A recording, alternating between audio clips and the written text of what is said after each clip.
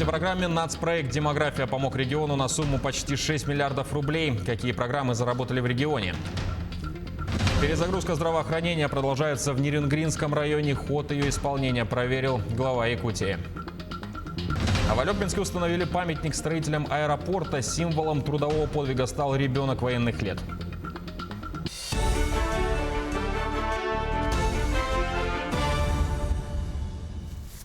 В эфире вечерние новости, в студии Василий Раченко. Здравствуйте.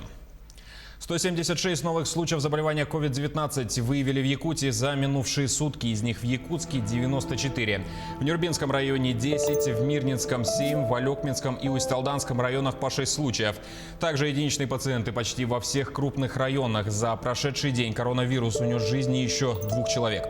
Лаборатории региона провели почти 4300 исследований.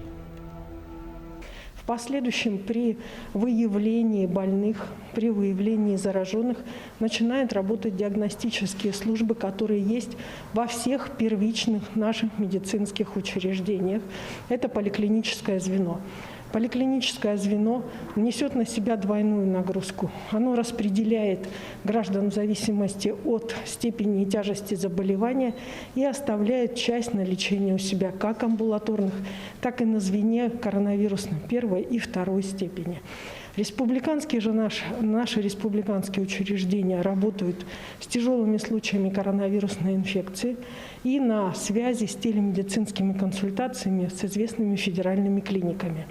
И, соответственно, в Абылахе и на базе Чебдика у нас сегодня уже запущены и работают реабилитационные центры постковидной инфекции.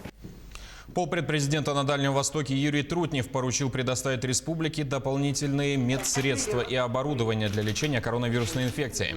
Он обратил внимание, что сроки тестирования, когда анализы прибывают в лабораторию и возвращаются обратно, достигают 7-8 дней. А за это время течение болезни может измениться к худшему.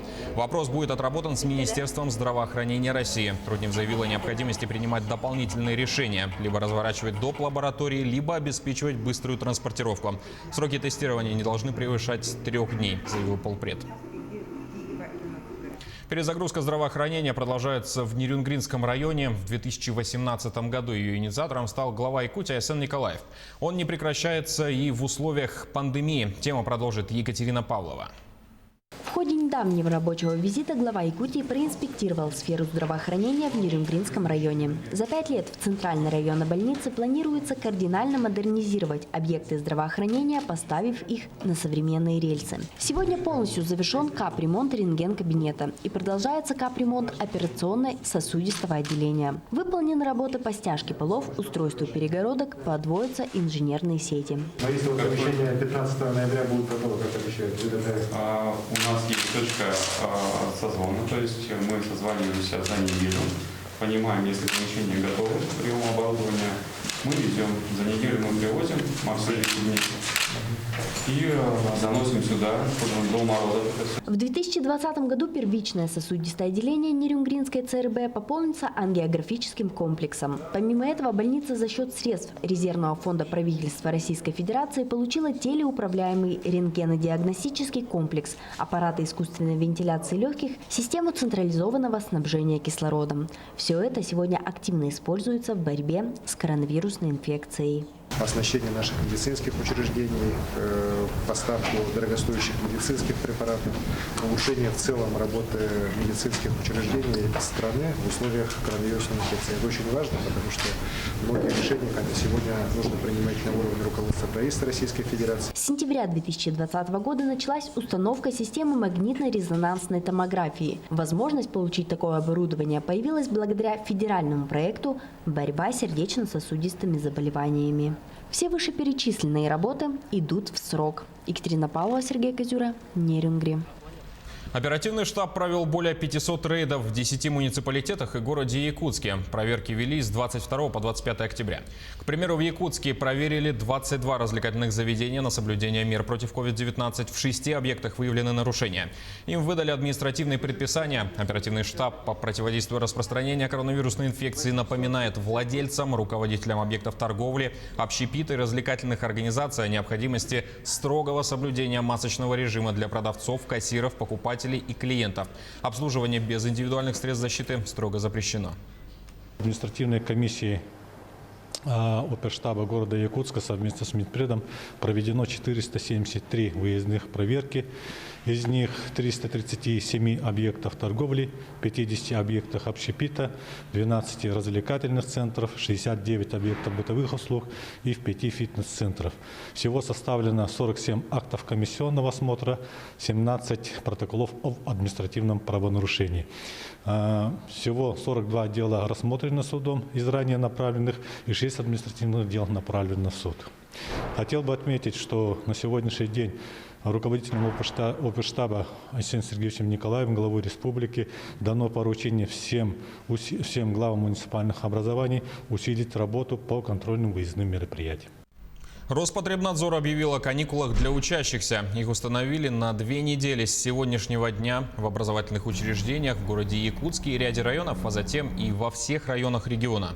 Надзорный орган выступает с просьбой к родителям учеников и старшеклассникам оставаться дома и не выезжать во время каникул за пределы населенного пункта и Якутии в целом. Численность официально зарегистрированных безработных в Якутии уменьшилась на 700 до показателя в 33 тысячи человек. Об этом сообщают в Госкомзанятости.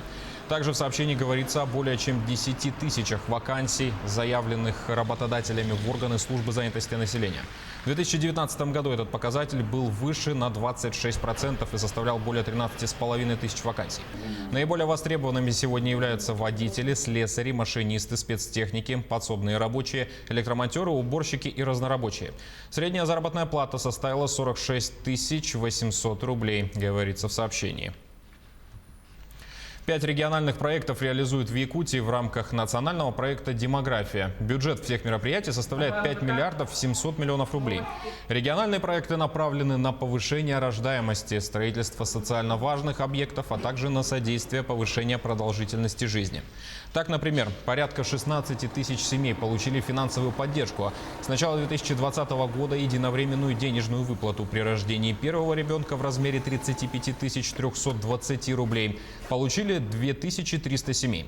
Право на региональный материнский капитал при рождении второго ребенка получили более 2500, реализовали свое право 626 семей. Программа дальневосточной ипотеки воспользовались почти 3000 якутян. Сумма выданных займов свыше 11 миллиардов рублей.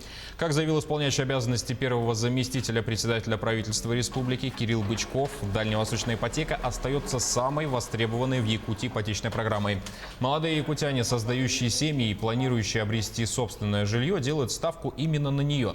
Он отметил, что программа в полной мере исполняет свою основную миссию, то есть способствует обеспечению молодых семей собственным жильем, повышению качества жизни.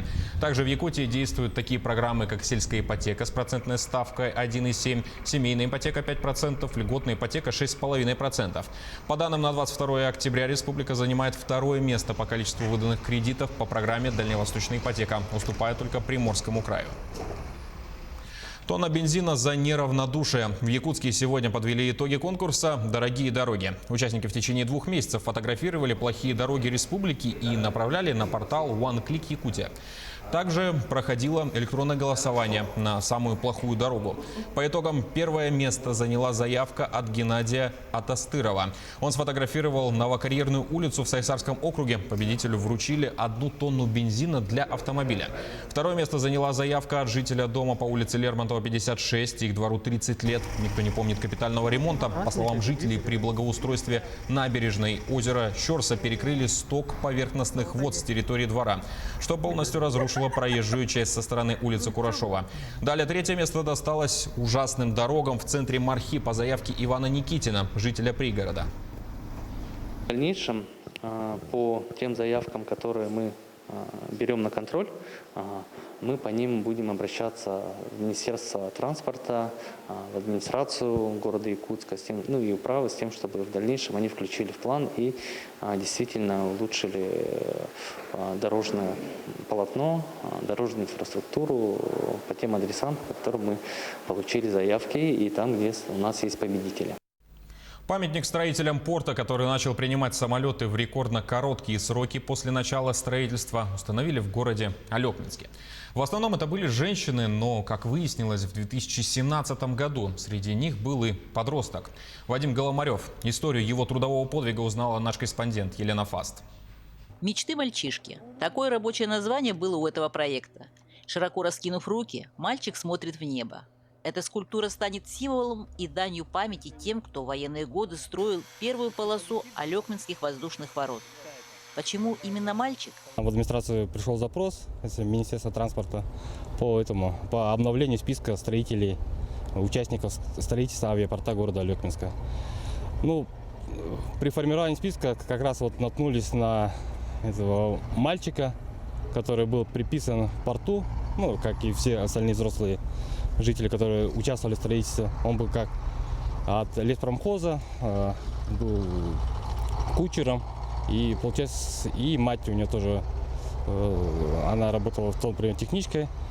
И они после работы, с утра работать, и он их возил, работников, на раскручевку пней и валку леса. Это первая часть проекта, которая воплотилась в жизнь по программе ППМИ. На следующий год в планах здесь же разбить сквер и зону отдыха. Также здесь будет установлена мемориальная доска с именами тех, кто в военные годы строил порт. Первый этап реализации проекта благоустройства при аэровокзальной территории порта Алекминск предполагает тут устройство зоны отдыха для жителей села Аэропорт и пассажиров аэропорта. Также будет детская площадка и, самое главное, мемориальная часть, посвященная первостроителям аэропорта Алекминск в далеком 41-42 годах. Идею поддержал скульптор Николай Чучасов. Он сразу понял, каким должен стать этот памятник. Талантливые руки мастера смогли воплотить в жизнь мечту. Получается, это первый этап данного сквера «Слава поколений победителей». И надеемся, что на следующий год второй этап успеем реализовать его при завершении долгожданного нашего авиапорта. И это будет украшать предпортовую площадь.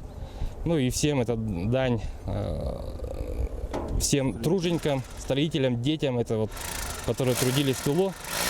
Елена Фаст, Максим Копылов, Алекминск. И на этом пока все. Не забывайте носить маски, дезинфицировать руки и держать социальную дистанцию. До встречи в эфире.